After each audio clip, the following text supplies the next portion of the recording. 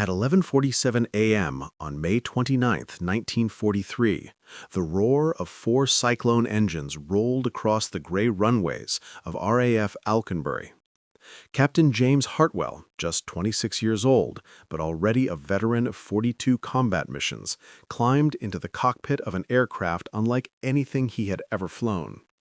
The ground crew below him loaded the last belt of .50 caliber ammunition into the new twin-chin turret, locking it into place with a metallic click that echoed through the morning mist. The plane smelled of oil, metal, and anticipation. Its name was Hedgehog, and its type designation, YB-40, was the Army Air Force's latest experiment, a flying fortress reborn as a flying destroyer. The engineers at Douglas had stripped a standard B-17F of everything that didn't shoot. The bomb bay was gone. The bomb sight was replaced by a chin-mounted gun turret. Twin mounts now filled the waist windows, and an extra dorsal turret had been bolted just behind the radio room. Every angle of attack, from nose to tail, was now covered by overlapping fields of fire. 16 .50 caliber guns, more firepower than some entire squadrons.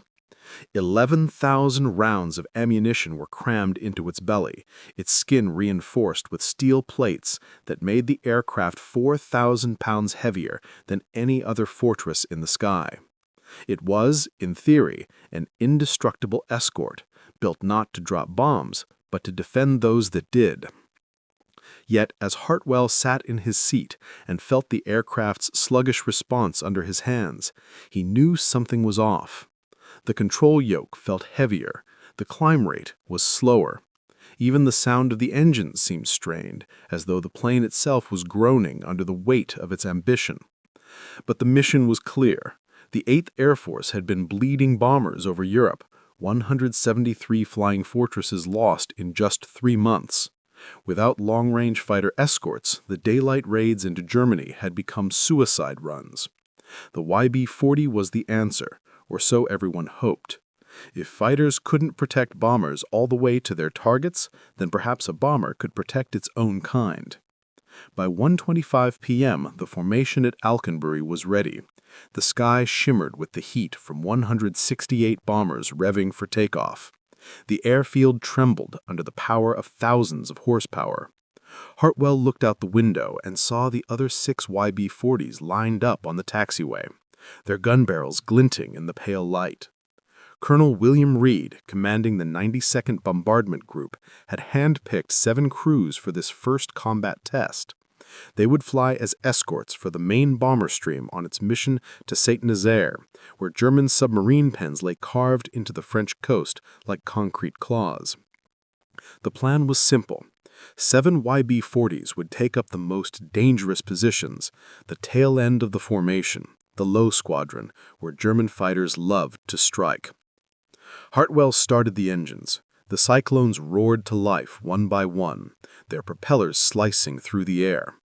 At 1:50 p.m., the control tower cleared them for takeoff. Hedgehog rolled down the runway, heavy and deliberate, straining against gravity before finally lifting into the sky. Behind her, row after row of B-17s followed, until the entire horizon was filled with silver wings. At 3:30 p.m., the formation reached the French coast. The channel below looked calm, deceptively peaceful. Ahead, black puffs of flak bloomed like malignant flowers over Guernsey. Over the radio, the chatter began. Short, clipped voices reporting fighters scrambling from airfields near Rennes. Bandits inbound. Tally 4, maybe 6. Inside Hedgehog, the air grew tense. The UB-40 was burning fuel faster than expected, the extra weight forcing the engines to run hotter than their design allowed. The flight engineer, Technical Surgeon Paul Morrison, crouched by the throttle quadrant, eyes on the gauges. The number 3 engine's cylinder head temperature was creeping into the red. "She's running hot," he warned. Hartwell eased back the throttle, but there was only so much he could do. The flying destroyer could climb, but it could not climb fast. At 4:02 p.m., the bombers reached Saint-Nazaire. Through the breaks in the clouds, Hartwell saw the target below, the sprawling submarine pens glistening under the thin afternoon sun. The lead groups released their bombs, their bellies opening to drop waves of destruction. The earth erupted in black plumes, shockwaves rippling outward even from 20,000 feet. Mission complete. The formation turned for home, empty and light. The standard B-17s began to climb, freed from their loads, but the UB-40s, still weighed down by tons of ammunition and armor, could not keep pace. Hartwell pushed the throttles forward, maximum continuous power. The airspeed needle crept to 148 miles per hour and stayed there. The rest of the formation accelerated to 160, then 165. Within minutes, Hedgehog was lagging behind. 3 miles, 4 miles. The other UB-40s were struggling too, drifting toward the rear of their squadrons, easy prey for the hunters circling above. At 4:15 p.m., Morrison reported fuel burn again, worse than expected. They were running rich just to stay aloft. Hartwell said nothing. He could already see the inevitable forming on the horizon. Behind them, faint contrails cut through the sky. The waist gunner, Staff Sergeant Frank Delaney, hauled out from his window. Bandits, 4 o'clock high. Tiny specks, growing fast. Focke-Wulf 19s, 6 of them, maybe more. Rising from the west. The German pilots had been waiting for this. Stragglers. They always waited for the stragglers. Hartwell keyed the intercom. Guns free. Track your targets. The gunners came alive. The chin turret swung forward, the ball turret rotated smoothly, and the twin mounts in the waist windows tracked left and right. Then came the first attack. A diving Focke-Wulf 19 from 12 o'clock high. The tail gunner fired first, the tracers arcing upward, glowing against the pale sky. The German broke off before he could even fire, startled by the storm of bullets that met him. The second attack came from 11 o'clock high, 2 fighters in trail formation. The chin turret gunner waited until they were within range and unleashed a 4-second burst. Silver streaks of 50 caliber rounds stitched across the lead fighter's nose. Black smoke poured from the engine. It rolled inverted and plunged toward the sea. Delaney called it out. Splash 1. The second fighter pulled away. For 6 minutes, everything worked. The UB-40 performed exactly as designed, a fortress within a fortress, its 16 guns overlapping in perfect arcs. No fighter dared to close in. But the victory came with a cruel cost. The longer Hedgehog fought, the slower she became. The engines screamed, fuel drained, and the formation ahead dwindled into specks. 6 miles now, then 7 miles. They were alone in the sky, still surrounded by enemies, still hundreds of miles from home. The mission that had promised protection had turned into a trap. The hunter had become the hunted. The sky above France that afternoon looked calm, but every pilot in the formation knew it was a lie. Beneath the thin clouds, the Luftwaffe waited. At 26 years old, Captain James Hartwell had already seen more death than most men twice his age. But the YB-40 was something new, a beast too heavy to climb, too slow to flee, too proud to give up. As the bombers turned away from Saint-Nazaire, the main formation surged forward, leaving the flying destroyers trailing in their wake. It wasn't the first time Hartwell had watched distance grow between himself and safety, but this time the separation wasn't a tactical choice. It was physics. Standard B-17Fs, now lightened of their bomb loads, could cruise at 160 miles per hour and climb easily through the freezing haze. The YB-40s, still burdened with armor and ammunition, strained to maintain 145. Even with throttles at maximum continuous power, Hedgehog was losing ground with every passing minute. Morrison, the flight engineer, adjusted the mixture controls, his gloves blackened by oil, his eyes locked on the gauges. Number 3 engine's temperature needle trembled in the red. He pulled the power back, grimacing. "She can't take this much longer," he said through the intercom. Hartwell didn't reply. He knew it already. Every bolt, every vibration in the yoke told him the same thing. The flying destroyer could shoot, but it couldn't fly like the rest. The sky behind them grew darker. Contrails, long, sharp, converging lines cut toward the rear of the formation. German fighters, Focke-Wulfs and Messerschmitts, climbing, closing. The radio hissed with voices from other YB-40s struggling to keep up. We're losing the group, 2 miles back and widening, 3 engines hot, can't push more. It wasn't a formation anymore, just isolated fortresses drifting through the clouds, each one heavy, tired, and alone. At 4:43 p.m., the first attack came. 3 Focke-Wulfs out of the sun, diving at 12 o'clock high. Hartwell called at headings. The gunners didn't need orders. The chin turret came alive, spitting fire, tracers cutting the sky into ribbons. The airframe shuddered under the combined recoil of 8 guns firing at once. The German leader rolled right, then straightened to fire, but the turret gunner caught him mid-burst. 50 caliber rounds chewed through his cowling, and the fighter flipped inverted, trailing a black smear of smoke before vanishing into the haze. The second Focke-Wulf broke off. The third followed, unwilling to fly through that wall of metal. For a moment, silence returned. Only the thrum of the engines and the smell of cordite. "One confirmed," Delaney shouted from the waist. "They don't like us, Skipper." Hartwell allowed himself a quick grin. "Let's make sure they keep it that way." But the victory was hollow. Every minute they spent firing cost them altitude and fuel. The engines screamed, the gauges dropped, and the distance to the main formation widened. 6 miles ahead, the other bombers were already over the channel. Hedgehog was still over France, limping west with nothing but empty air for cover. Morrison's calculations were grim. 90 minutes of fuel left, 70 minutes to base, if nothing went wrong. Something always went wrong. The Germans returned. This time they didn't dive. They stalked. 6 fighters formed a loose circle around the lone gunship, waiting, testing. They'd learned the YB-40's guns could kill anything that came close, but it couldn't maneuver, couldn't chase, couldn't run.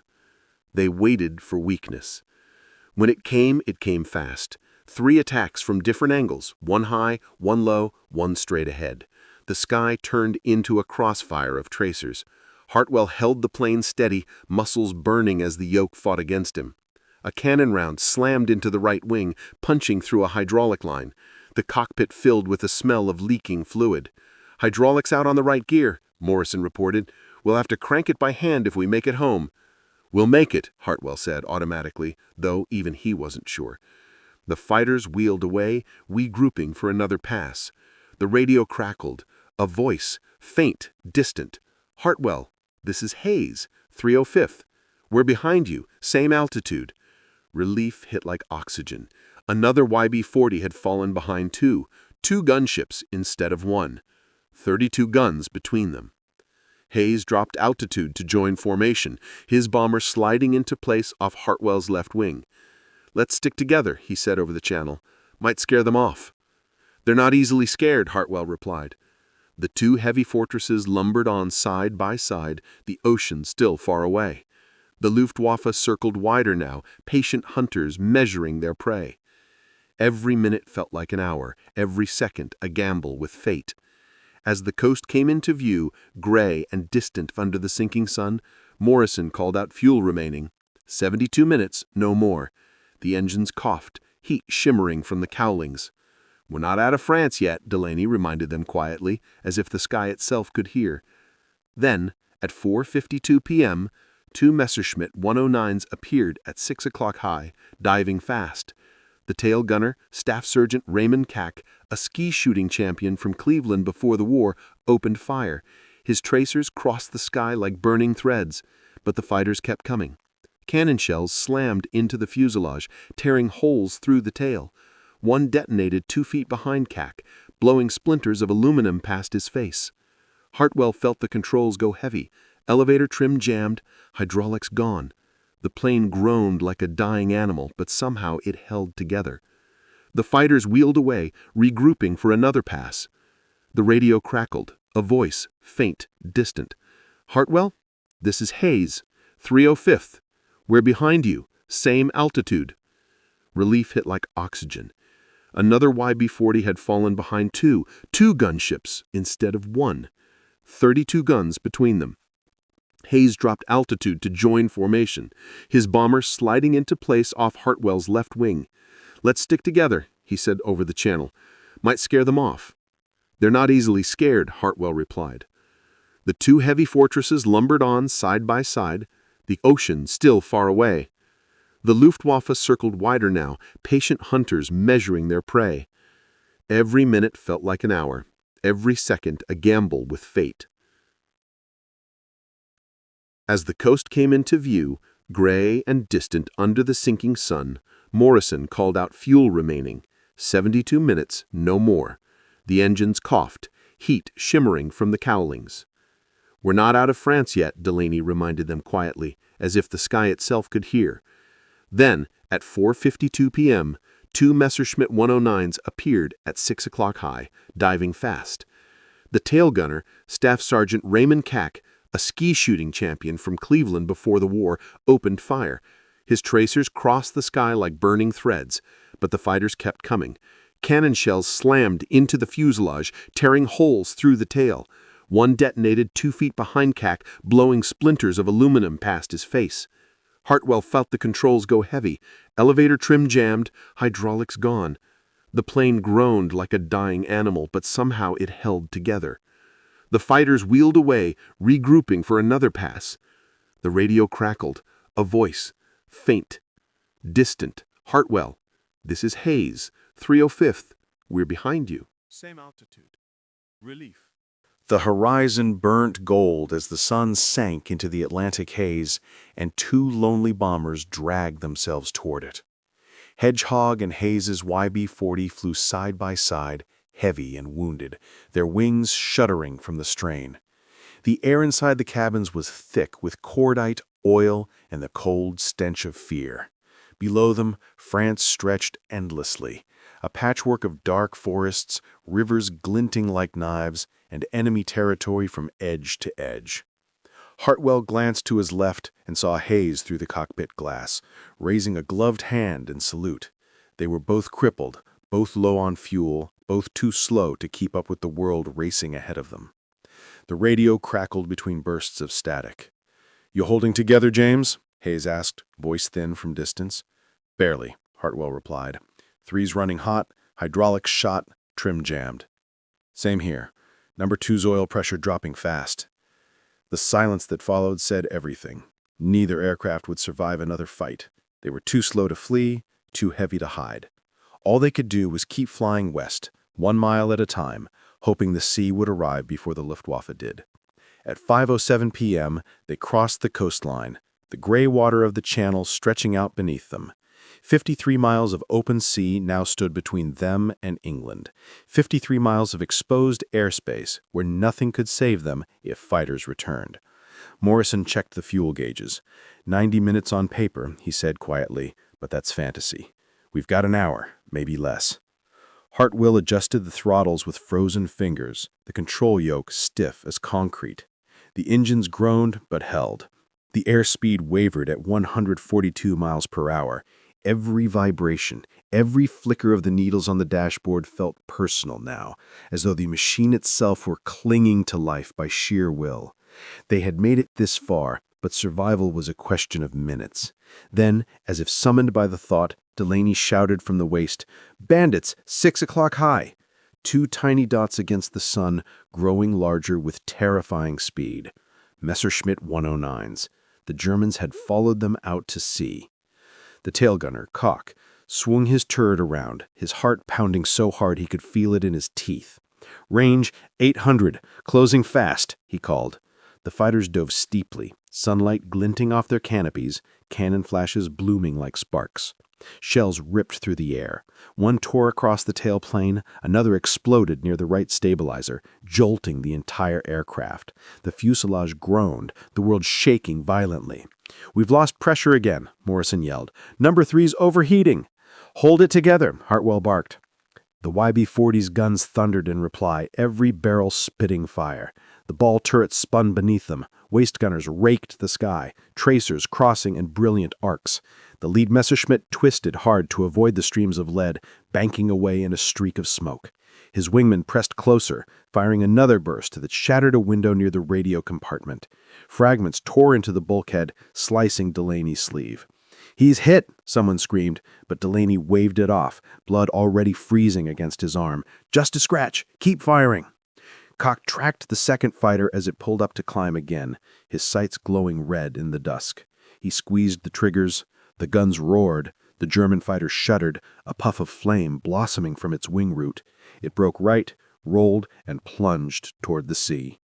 The crew erupted in cheers that died almost immediately. The remaining Messerschmitt had vanished into the clouds. "He's still up there," Morrison said. "He's waiting." Hartwell tightened his grip on the yoke. Let him wait. They flew on in tense silence, engines droning like distant thunder. Then, out of nowhere, new voices crackled through the radio, American accents. "This is Red Leader, 56 Fighter Group. We've got eyes on you, stragglers. Hang on, boys." Out of the northeast, 4 P-47 Thunderbolts descended, sunlight flashing on their wings. The most beautiful sight Hartwell had ever seen. The Messerschmitt broke cover and fled east, disappearing into the haze before the Thunderbolts even reached firing range. The escort fighters didn't chase, they simply slid into formation alongside the limping bombers, waggling their wings in salute. Home was only 29 miles away. Morrison looked at the fuel gauge again. 37 minutes left at this power setting. Barely enough. Below, the channel shimmered like liquid steel. For the first time in hours, Hartwell allowed himself to breathe. "We'll make it," he said, more to himself than anyone else. Hayes' voice crackled over the radio, weaker now. "Number 2's gone. She seized up. We're losing altitude." Hartwell watched as Hayes' bomber dip lower, one propeller frozen solid, smoke trailing from the nacelle. "Divert to Manston," he called. "You can't reach Alconbury." "Copy that," Hayes replied, his tone steady, almost peaceful. "See you on the ground." The two planes began to drift apart, one limping north, one holding course west. When the English coastline finally appeared through the haze, it didn't look like salvation, just a gray smudge of land rising from the sea. Hartwell guided Hedgehog toward it, the controls shaking violently. "Gear down. Manual crank." Morrison climbed to the side panel and began turning the wheel by hand, muscle by muscle. The right landing gear locked with 15 seconds to spare before touchdown. At 6:18 p.m., Hedgehog hit the runway at Alconbury, the tires screaming against the tarmac. The engine sputtered and died. Silence filled the cockpit. Outside, ground crews ran toward them through the fading light. Hartwell sat there for a long moment, hands trembling, then finally exhaled. They had made it, but just barely. The flying destroyer proved one thing beyond all doubt. It could kill anything in the sky, but it could not outrun its own flaws. The gunship built to protect others nearly died protecting itself. The engines ticked softly as they cooled, metal expanding and contracting under the weight of silence. The sun had dipped below the horizon, leaving RAF Alconbury washed in the dull orange light of dusk. The ground crew surrounded Hedgehog, counting bullet holes, tracing fingers along the jagged wounds that marked her fuselage. 16 punctures in the skin, one severed hydraulic line, a jammed trim tab, a cracked stabilizer. She was alive, but barely.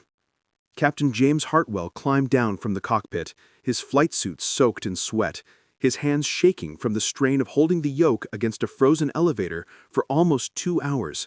He walked toward Colonel William Reed, who was waiting near the hardstand with a clipboard in one hand and a cigarette in the other. Reed's face was unreadable.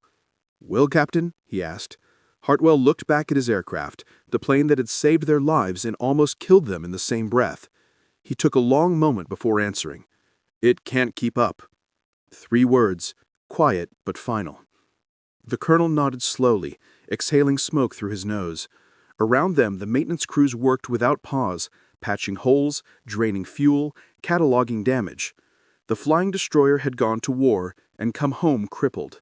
Yet the Army Air Forces weren't ready to let go of the dream. Reed ordered 7 more missions. Maybe, he reasoned, the first one was an anomaly. Maybe new tactics, new formations could make the concept work. Hartwell didn't argue. Orders were orders. But deep down, he knew the problem wasn't tactics, it was physics. The YB-40 was born from desperation, not design. It was a fortress weighed down by its own promise. The second mission came on June 15th, target Le Mans. 4 YB-40s launched alongside their bomber groups, sunlight flashing off their turrets as they climbed into formation. By the time they reached the French coast, all 4 were lagging behind. None made it home with their assigned groups. They arrived hours later, exhausted and alone. 10 days later, on June 22nd, 11 YB-40s flew to attack the IG Farben synthetic rubber plant at Huls. Flak and fighters tore into the formation. 1 YB-40 went down in flames. The rest straggled home in scattered pairs. Each mission ended the same way: heavy, slow, isolated. The YB-40s were supposed to protect the weak, but they had become the weak ones. Back at Alconbury, the engineers tore into the problem. At Abbott's Ripton Depot, mechanics stripped panels, weighed ammunition, adjusted turret placements. They moved ammo boxes forward to correct the center of gravity, modified the feed chutes for the waste guns, experimented with lighter armor around crew stations. Nothing worked. The truth was simple and cruel. A standard B-17F took off at around 65,000 pounds, dropped its bombs, and came home at 48. The YB-40 started at 68,000 and ended the mission at 64. It could not shed its weight. It carried 11,000 rounds of ammunition even when none were fired. It was a fortress that couldn't fly like one. On July 28th, 6 YB-40s went back to Saint-Nazaire, the same place where it had all begun. They claimed 1 confirmed kill, a Focke-Wulf that dove too close to their wall of fire. Every aircraft returned riddled with holes. Every aircraft had fallen behind. One crew reported being alone over France for 43 minutes before reaching the Channel. 43 minutes of waiting for death that never came. The statistics told a story better than any report. 48 sorties flown, 5 confirmed German fighters destroyed, 2 probable, 1 YB-40 lost. Every single one had fallen behind its formation after the bomb drop.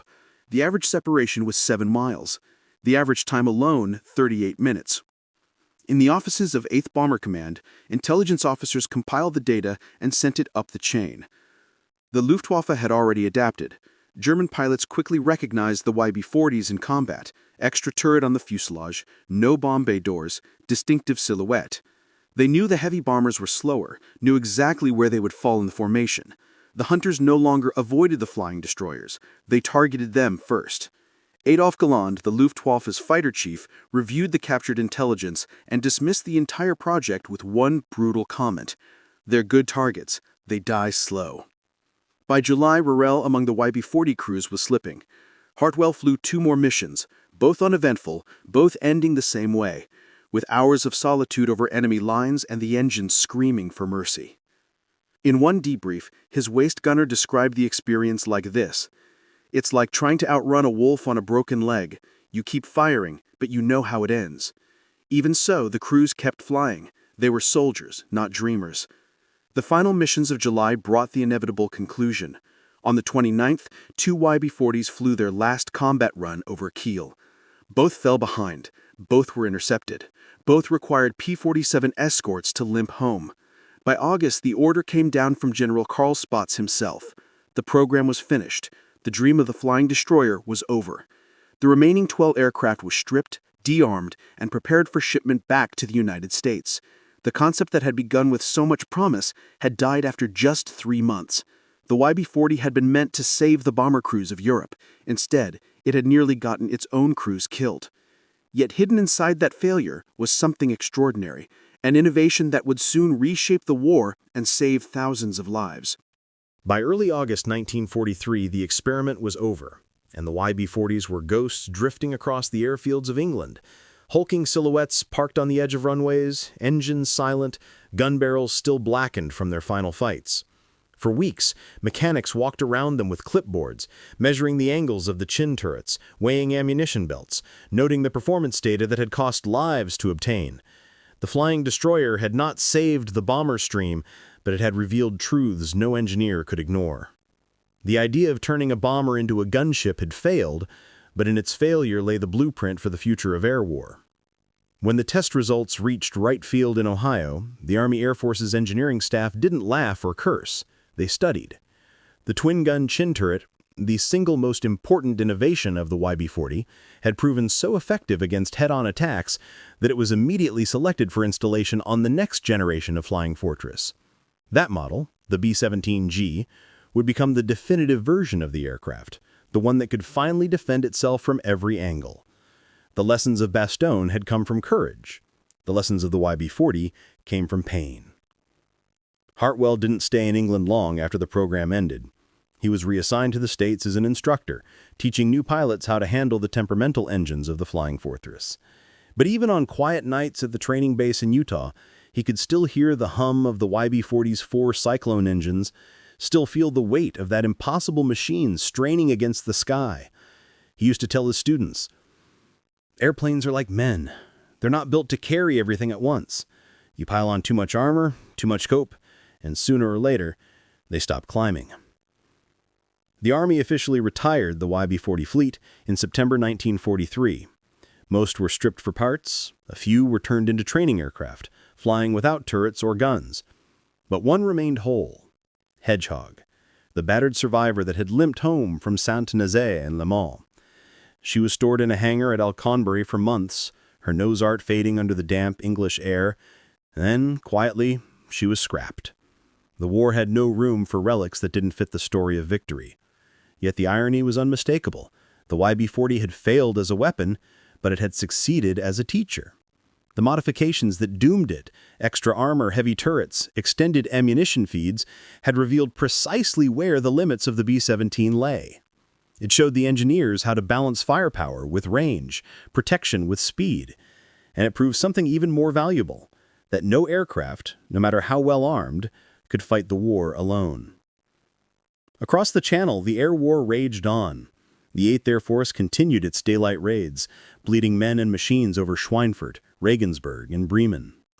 Each mission carried the same risk the YB-40 had tried to erase: long-range exposure without escort.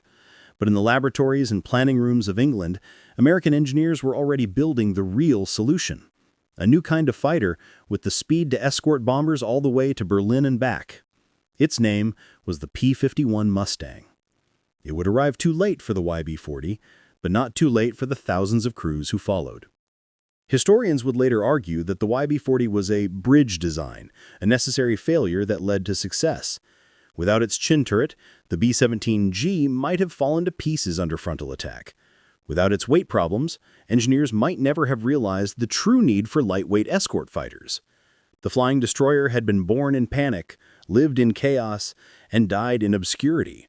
But its ghost haunted every bomber that came after. Hartwell, for his part, never called it a failure. In one letter to his wife, written in December 1943, he said, "It didn't save us, but it taught us how to survive." As the war turned in 1944, waves of silver Mustangs filled the skies over Europe. Their long-range tanks gleaming in the sunlight, they escorted the bombers all the way to Berlin and back, fought the Luftwaffe head-on, and won. When those P-51s returned home, they often passed over airfields littered with rusting YB-40 carcasses, the forgotten ancestors of their triumph. In that irony lay a quiet truth: sometimes the path to victory begins with something that cannot win. The legacy of the flying destroyer was not written in medals or monuments, but in the design blueprints that shaped the machines that followed. Every gunner who survived a head-on attack in a B-17G owed his life to the men who had flown the YB-40 first. Every pilot who watched a P-51 appear out of nowhere to drive off a measurement owed a debt to the failure that proved bombers could not save themselves. As for Hartwell, he lived long enough to see his students fly over Berlin, to see the war end, and to read the headlines that declared the unbreakable air armada of the United States had finally conquered the skies. He never spoke much about his own missions. When asked about the YB-40 years later, he smiled and said only this: "It flew like a brick, but it taught us how to build wings." By the winter of 1943, the lesson of the YB-40 had already seeped into every hangar and design office from Seattle to Suffolk. The air war over Europe had turned into an arms race, measured not just in firepower, but in imagination. Boeing's engineers, armed with combat data from Hartwell's missions and dozens of others, began reshaping the B-17 itself. The first prototype of the new B-17G rolled out of the factory in late July, a machine that looked familiar but carried the ghost of the flying destroyer in every rivet. The chin turret that once made the YB-40 a lumbering anomaly was now standard issue. It was lighter, smoother, and integrated perfectly into the airframe. The gunner could finally defend against the deadly head-on attacks that had haunted bomber crews since the first raids on Bremen. Each new fortress carried 13 50-caliber guns, a configuration balanced for both weight and protection. The armor plating was redistributed, the ammunition load reduced, and the engines tuned to carry it all without complaint. The B-17G could fly higher, faster, and longer than the YB-40 ever dreamed. But evolution came at a cost. For every improvement, there had been a pilot like Hartwell to find the limit, a crew like his to pay the price in shattered wings and burned hands. Across England, airfields were filling with the next generation of aircraft, sleek, silver giants gleaming in the frost. Men who had once laughed at the clumsy gunship now stood in awe of the B-17G's precision. When the first squadrons took them into combat in September 1943, the change was immediate. Luftwaffe fighters who had grown used to attacking from the front suddenly found their prey biting back. Reports from bomber formations described German fighters breaking off attacks after taking devastating fire from the new turrets. "It was like flying with a shield in front of us," one tailgunner wrote in his log. Still, even the upgraded fortresses couldn't win alone. The raids on Schweinfurt and Regensburg in October proved that. Hundreds of bombers launched without fighter escort, and 60 were lost in a single day. The message was unmistakable. Better guns weren't enough. The sky needed guardians that could fight and chase and still bring the bombers home. That guardian was already waiting on the tarmac at Debden, the P-51 Mustang, its Merlin engine purring with quiet confidence. When the first Mustangs crossed the Rhine in early 1944, the balance of power in the air shifted for good. Hartwell, now an instructor in Utah, followed the war through radio bulletins and letters from old crewmen. Each time a student returned from Europe, he'd ask the same question: "How's she flying?" The answers made him smile. "Better, sir. Faster. The new chin turrets work like a dream." Sometimes they'd add, "We've got Mustangs now. They go all the way." Hartwell would nod, proud but wistful. He'd tell them, "Remember what it cost to make her that way." They never really understood what he meant until they saw a crippled fortress limp home on 3 engines. In the spring of 1944, the new fortresses became the backbone of the 8th Air Force. They thundered across Europe in tight formations of silver, thousands strong, bombing rail yards, factories, and oil depots that kept Hitler's armies alive. Behind them, the long-range Mustangs carved through the sky, chasing down the Luftwaffe wherever it hid. Together, they turned daylight bombing from suicide to strategy. The men who flew them didn't know they were living inside the legacy of a failure. They only knew they were winning. At Boeing's Seattle plant, engineers kept a single YB-40 tail section in a corner of the assembly line. Scorched and twisted, but never discarded. It was a reminder of what had come before. A silent teacher standing guard over the birth of the new fortresses. One engineer carved a small plaque and bolted it to the wreckage. It read, "It couldn't keep up, but it showed us how." Those who worked the night shift would touch it for luck before going back to their tools. Back in England, the first B-17Gs to return from deep inside Germany carried a different energy. Crews stepped off grinning, jackets stained with sweat, hands trembling, not from fear, but from adrenaline. For the first time, they had fought and returned with minimal loss. The newspapers called it the turning of the tide. What they didn't mention was that buried inside every one of those planes was a piece of the YB-40's spirit. A machine that had failed in its mission, but succeeded in giving its successors the chance to live. Hartwell wrote in his journal that winter, "We built a ship too heavy for its own wings, and from its wreck, we learned to fly farther than we ever thought possible." He didn't see it as redemption. He saw it as evolution, the necessary pain before progress. Every bolt, every turret, every scar on his hands had been part of something larger than himself. By the time D-Day came, the skies over Normandy belonged to the Allies. Waves of fortresses and liberators blanketed the beaches, their bombs falling in perfect symmetry. P-51s darted between them like hawks, cutting down anything with a black cross. From his stateside classroom, Hartwell listened to the radio broadcasts of the invasion. When he heard the name Bastogne again months later, it was no longer a lonely town in Belgium, but a symbol of endurance, proof that when air and ground worked together, nothing could stop them. The flying fortress had finally become what its name promised, and it owed that transformation to the ugly, lumbering experiment that had dared to fail first. By the time 1944 turned to 1945, the air war over Europe had become a storm of fire and steel. But within that chaos, there was an eerie sense of rhythm. Bombers no longer flew in small, desperate groups. They filled the sky in endless waves, silver phantoms gliding through the cold morning light. The roar of engines was constant, the drone of 4,000 propellers merging into a single, unbroken hum that could be heard for miles. To the civilians below, it was the sound of inevitability. To men like Hartwell, listening from across an ocean, it was the sound of ghosts, echoes of machines that had come before. Every time a formation of B-17Gs passed overhead, he could hear the YB-40 in their bones, the whisper of the gunship that couldn't keep up but refused to be forgotten. In Europe, that legacy was everywhere. On the frozen airfields of East Anglia, young pilots strapped into gleaming fortresses that looked flawless on the surface, never realizing the lineage that ran through their rivets. They joked about the chin turrets, called them shark jaws, without knowing that those jaws had once been the salvation of a dying crew over France.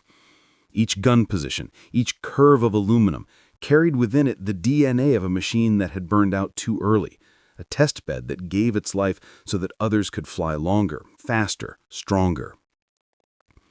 Over Germany, the fortresses roamed with a new kind of confidence. They were no longer prey.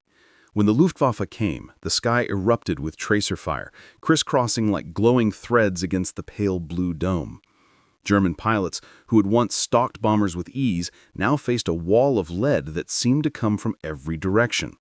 The chin turrets, once mocked as unnecessary, now shredded entire squadrons of attacking fighters before they could fire a single shot. "They hit us from the front," one German ace recalled bitterly, "and it was suicide." The B-17G had turned the hunter into the hunted. In January 1945, a group of new airmen arrived at Outgunned, the same base where Hedgehog had taken off nearly 2 years earlier. The old hangar still bore the scars of flak fragments and engine fires. Tucked in a corner behind stacks of spare propellers sat the skeletal frame of a YB-40 tail section, half covered by a tarp.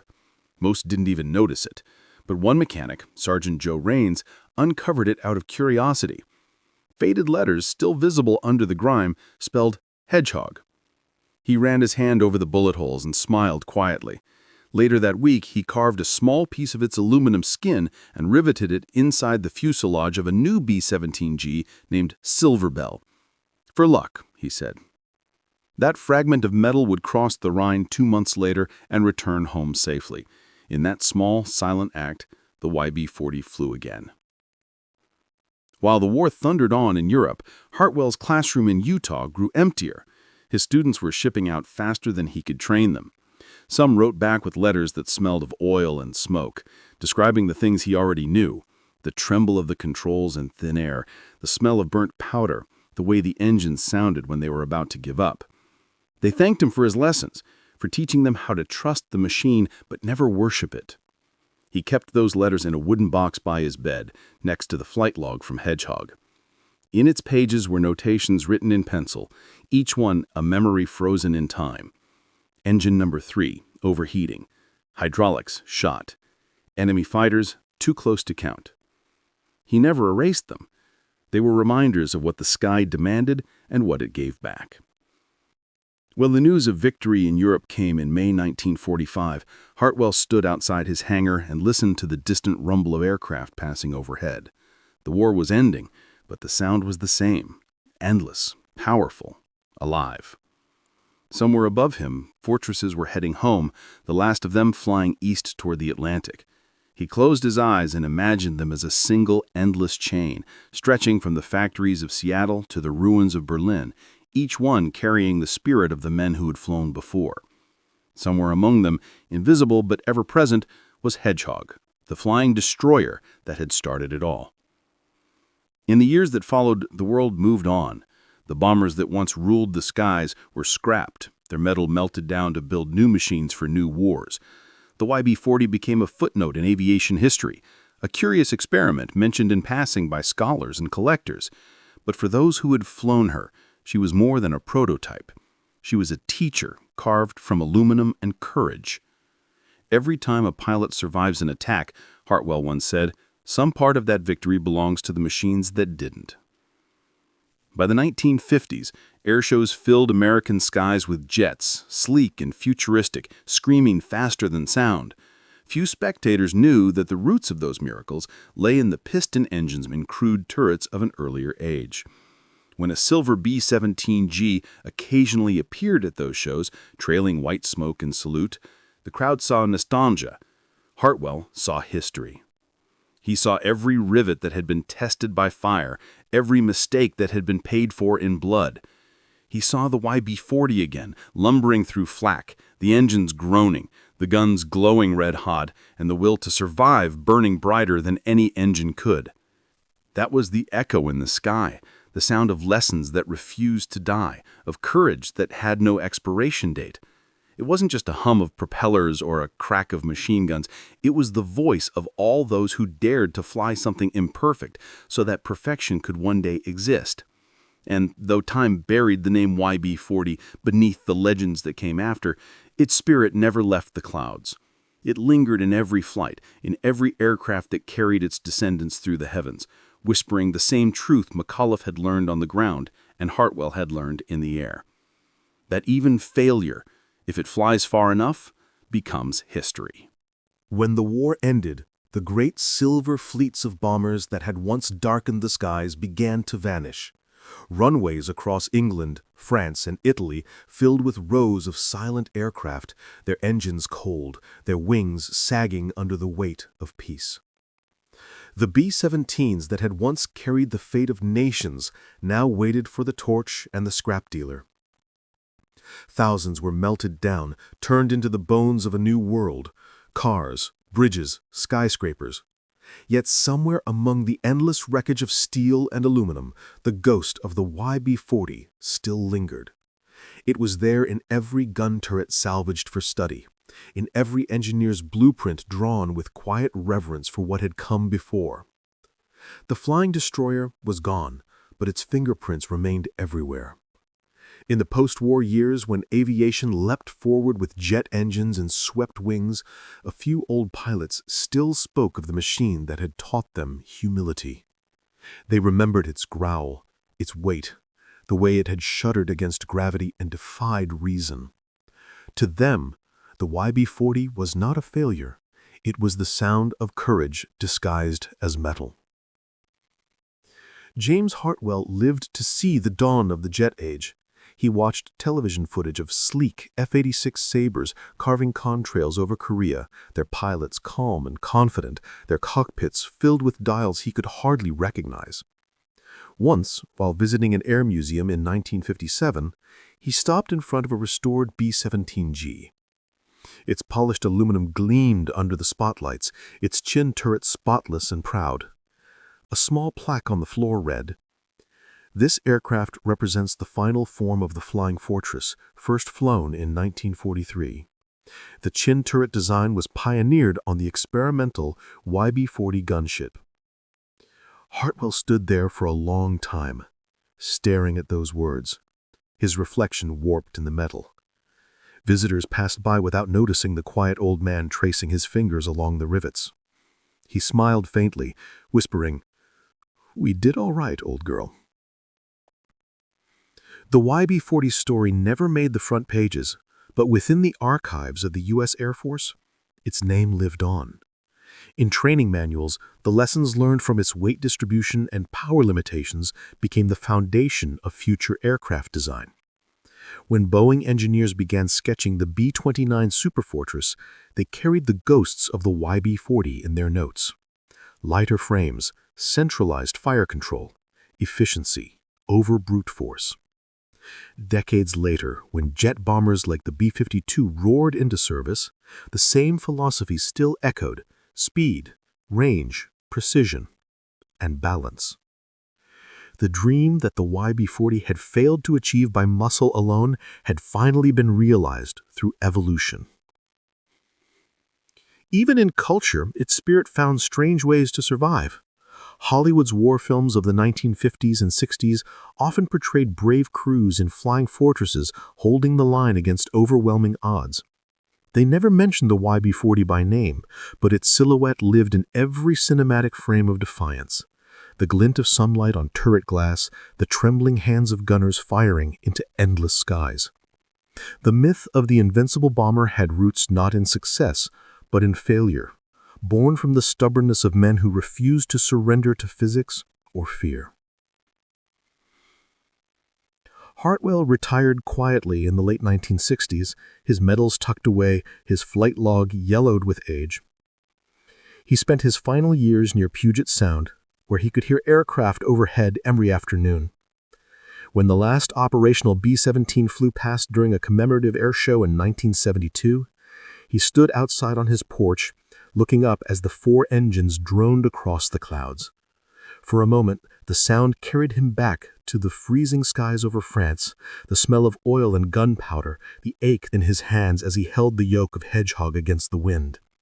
He could still feel the vibration of the guns, the roar of the cyclones, and the weight of responsibility pressing against his chest. And though no one else could hear it, beneath that deep rolling thunder, there was another sound, fainter, older, but unmistakable. The echo of a machine that had once dared to do the impossible.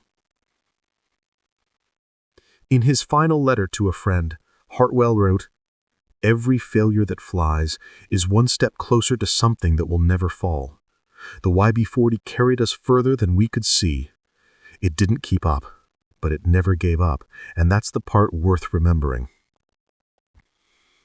Years later, a group of aviation historians uncovered the surviving blueprints and mission reports of the YB-40.